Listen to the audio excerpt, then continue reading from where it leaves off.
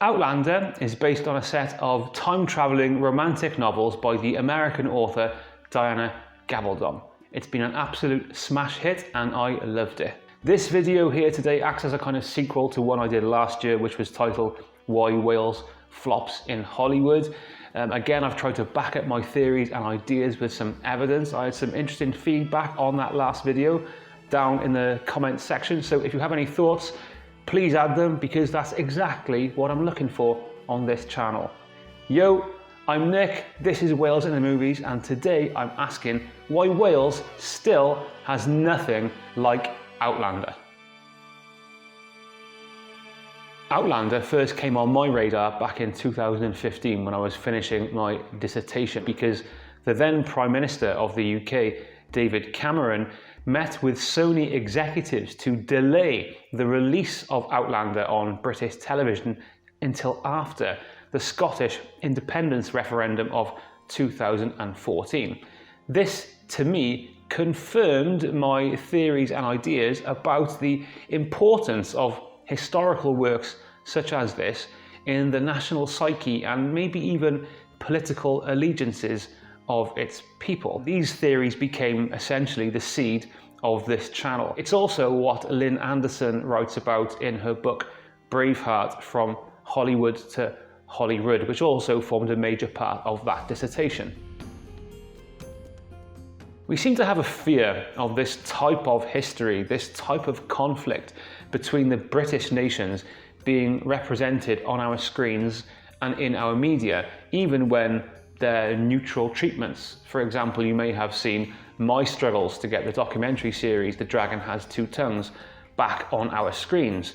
Now, most of these screens are controlled by British or English forces, normally based somewhere in London or, for example, Manchester. Those politicians, for example, whose allegiances lie with the UK first, maybe even the UK totally, many of them can be quoted, especially on the left, as saying that they don't believe Welsh history exists, or that Welsh history is fabricated, or even worse, that to learn it is somehow insular and nationalist. Our history, for the main, is not learned by our students or taught in our schools or in our media. And I believe that many people in Wales, whatever their political persuasion, have developed a kind of aloof and smug detachment to these type of stories, to this type of history, almost as if like it's beneath us or something. In short, most Welsh kids grow up without a firm understanding of the vital moments of their country's own history, and this of course ensures that opportunities to write about it when they get older are significantly reduced. And maybe you could say the same thing in the past, certainly, about Scotland, but the important thing to consider is that, like Braveheart 20 years before it, Outlander was not written or made by Scottish people. Whatever extent the Scots, like us, have been denied certain aspects of their own history, you can't deny that they've been very good at distinguishing and representing themselves internationally. Last year I interviewed the Welsh director Philip John, who made series 2 of Outlander. I'll put a link to that entire interview down in the descriptions, and something he said in that confirmed another one of my theories, which is the importance of creating and propagating national images and stereotypes. This is what Iolo Morgannwg called back in the 19th century a heraldry of culture. Check this bit out. And I saw a really old Doctor Who rerun in which the Doctor had picked up a young Scotsman from 1745. It's a young lad in a kilt, and I said, well, that's kind of fetching. I found myself still thinking about it the next day, and I said, well, you got to start somewhere. Why not? Scotland, 18th century, so that's where you decided to write. So Doctor Who was brought back to our TV screens in 2005 amidst a blaze of glory by the Welsh screenwriter Russell T Davies.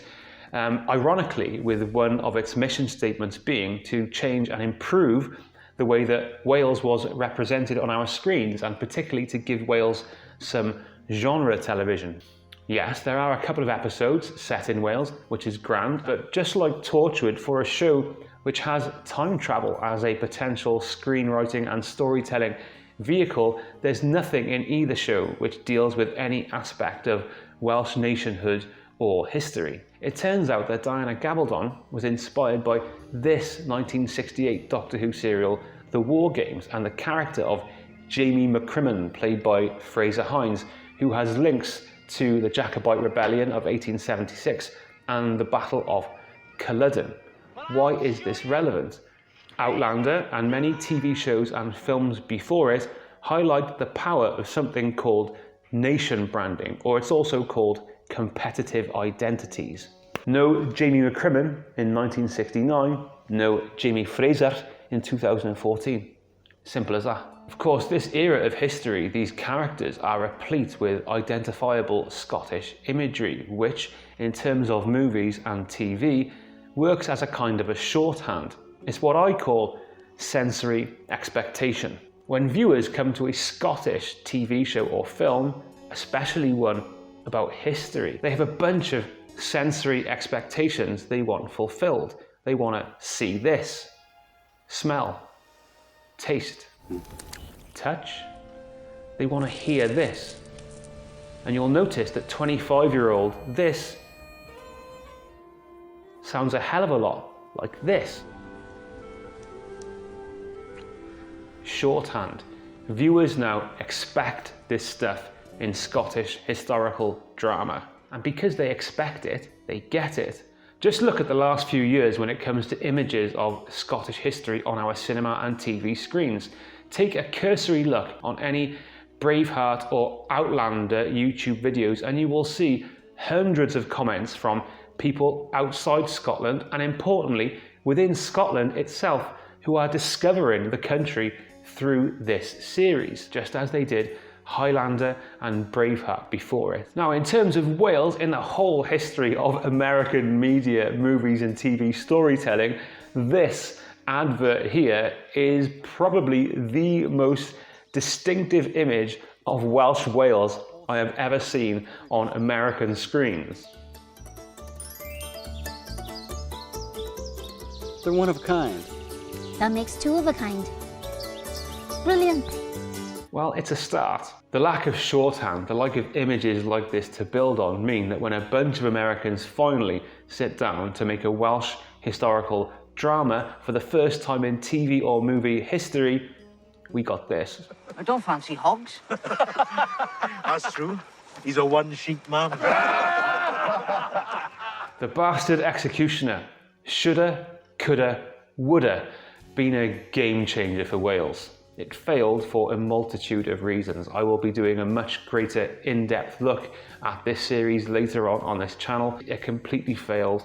Okay, let's write it off. What we do need to dwell on is that after episodes 1 and 2 of the series, Wales is barely referenced in the story, which it does kind of tease in episodes 1 and 2. Where's the imagery, tone, feeling? Where's the creation and the fulfillment of a Welsh sensory experience? Just look at how Scottish Outlander is, and then look at this. Do you feel any pain? In effect, The Bastard Executioner becomes just another generic British, or worse, English historical drama, and Wales is back to square one. And there's nothing for the next writer or director to build on in terms of expectation and demand. These images of Welsh, Celtic, Brythonic Wales do exist. Earlier, I mentioned Mr. Iolo Morgannwg. Now, in the Romantic period, when Wales was drawn into a maelstrom of British royal, social, political, and industrial identities, Iolo Morgannwg helped common people visualize Wales more clearly through a complex of signs, symbols, and images. And again, he called this a heraldry of culture. In the modern era, though, the images which seem to pervade and to persist are the very unthreatening images of British Wales, which is in truth English Wales. We've had a Welsh government now for 20 years with a growing TV and film industry in our capital city. So why then do these images of Wales, whether they be international or domestic, still not exist, a la Doctor Who in the War Games, a la Outlander. I could really go down a rabbit hole here talking about psychology and things like, post-colonial stress disorder, but I'll keep my discipline and just say that maybe if we're looking for distinctive images of Welsh Wales, maybe we're looking in the wrong place. In 2017, the Welsh Government and their tourist arm, Visit Wales, put quite a lot of money into this ad campaign directed by Mark Evans and starring Luke Evans, which touches on the historical and mythological stories of Wales, and they called the ad campaign the Year of Legend. Yet, in the same year, the Welsh Government were named producers on a movie for the first time, and it was this. A story, ironically enough, about the power of British war propaganda, emblazoned with images of British unity. The film, despite being made here, was set in England. I'm keeping my eye on that rabbit hole, folks. I'm trying not to go there, honest. Now, hiding behind the Union flag may be comforting for some, and you know what? I get that. I really do. I can only promise you that the continuation of this behaviour will ensure that Wales remains indistinguished and unrepresented internationally, just like we aren't on that flag. Going back to the bastard executioner, what's important to stress is that it was made by an American writer, by an American TV company with US money. And although it of course totally failed, it does perhaps suggest that bypassing the UK to go straight to America is perhaps our best chance of getting some good nation branding and creating a Welsh sensory expectation. This here from 1979 is the only example of a British TV show or film focused on a moment of Welsh rebellion against some form of British English rule. Now, in the current climate, post-Brexit, post-Scottish independence referendum, post-rise of Yes Cymru, if you're waiting for any British TV or film company to make a drama focusing on Welsh rebellion against their English rulers, well, I think you're living in a dream world. I don't call this conspiracy, I call it common sense. But just like all them Welsh TV shows and films which flopped in USA, internationally and in Hollywood, the responsibility is ours. One thing I found frustrating is that somehow our huge Welsh talent pool, which more than punches above its weight in terms of TV and film creation, has never managed to band together to create something for and about Wales. And I know that they would like to see this stuff because I've seen them and heard them speak about it. So why has it still not happened? I would love to see more stories actually about Wales and for us to actually put our life and our modern life on screen. It needs to embrace a very commercial popcorn attitude. We have to start adhering to what people want. Make some money. If we really want Wales to break into the world of Hollywood and pop culture, then we need to start as individuals and collectives representing Wales down there on the ground. And if that's true for us, it's quadruply true for our movie stars and film and TV institutions. And I'll give you two examples of when and how this hasn't happened. Do you remember when Sony wanted to film scenes of the Bond film Spectre in the Welsh Government buildings in 2014? Long story short, the Welsh Government told them to do one because our government is not a drama studio. Incidentally, Wales is the only nation of the UK which has never been mentioned or represented in any way in a James Bond movie. So, had I been part of the Welsh Government back in 2014, here's how the interaction would have gone. Okay, Sony, so you want to use our Senedd to film Spectre. Okay, what can you do for us? I tell you what, put a scene in Wales. Make a character in the films Welsh.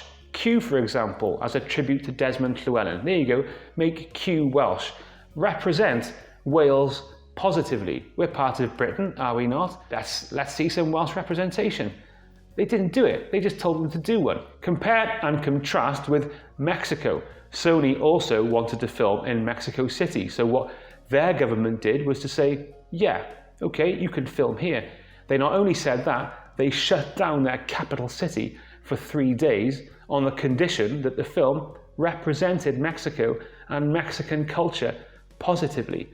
That's called nous. That's called ambition. Another one is Anthony Hopkins in various moments and TV shows really, but definitely true in the case of Transformers: The Last Knight in 2017, a film which carries a thread and a storyline about the Arthurian legend, which is of course an originally Welsh one. Now I suspect that Tony Hopkins didn't agree to feature in this film for the artistic kudos and credibility, but for the huge paycheck they gave him to put so many bums on seats. So what I would have done had I been Anthony Hopkins is said, right, you want me in this film? Okay, it's Arthurian.